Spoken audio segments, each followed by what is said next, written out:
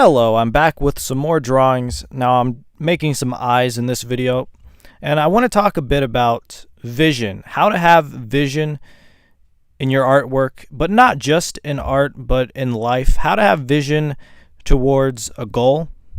For example, you want to start a project, maybe you want to write a book or make a video game. That's a good goal. It can be a small goal, it can be a huge goal.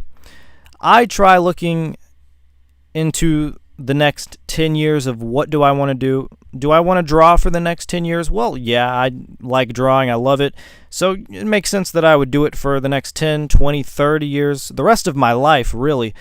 But maybe you can set smaller goals, set a smaller vision until you find a bigger vision, and then you can move on from there. And I think one of the biggest misconceptions about having a vision is that you have to be young to do it. You can't start when you're 30, 35, or 40 years old. You can't just start something. You can't learn new things. I disagree. I mean, I'm still pretty young. I'm 21.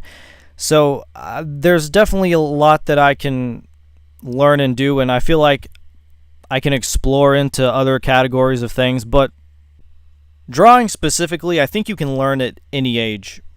Now, once you've had a goal in mind, which is maybe the most difficult thing, then you have to take action towards the goal. Now, that is also difficult. You have to combine the two, because if you have one thing, it's not going to work. If you can take action, that's great, but it's not going to lead anywhere really. But if you have a goal and you take action, then you might, then you'll probably get somewhere. That's what I do. It's worked for me. It's simple. But don't forget to take action. Take a little action every day. Do a little bit of this. Do a little bit of that. Write a page. Make a drawing. Film something. Just do something. Just a small thing every single day. The small thing that I did today was draw these eyes because, well, I don't draw eyes really that. I actually haven't drawn eyes in like 2 years.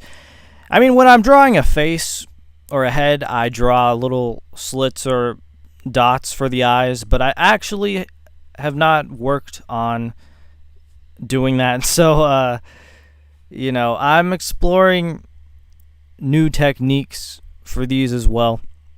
It's a lot to learn. I'm nowhere close to being where I want to be, and that's fine because a little bit every day, I know that a little bit of practice, input equals output. So, but what if you fail? What if you set those goals, but they don't lead anywhere? What if all of those high expectations go down the drain? What if nothing happens?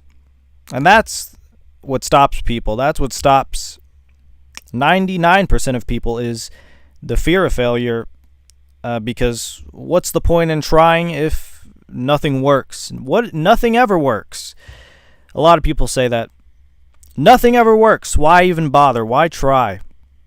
And I take a different approach. I think you should try even if you do fail. Even if you could see ahead in the future and know you're going to fail, I would try anyway. That's what I would do. Of course, we can't see into the future, and that's the great thing, is because there's so much unexplored territory. If there's one thing to take away from this video, it's to not lose your imagination. In my opinion, that's the most important thing, is because if you don't have imagination, then you probably won't get very far.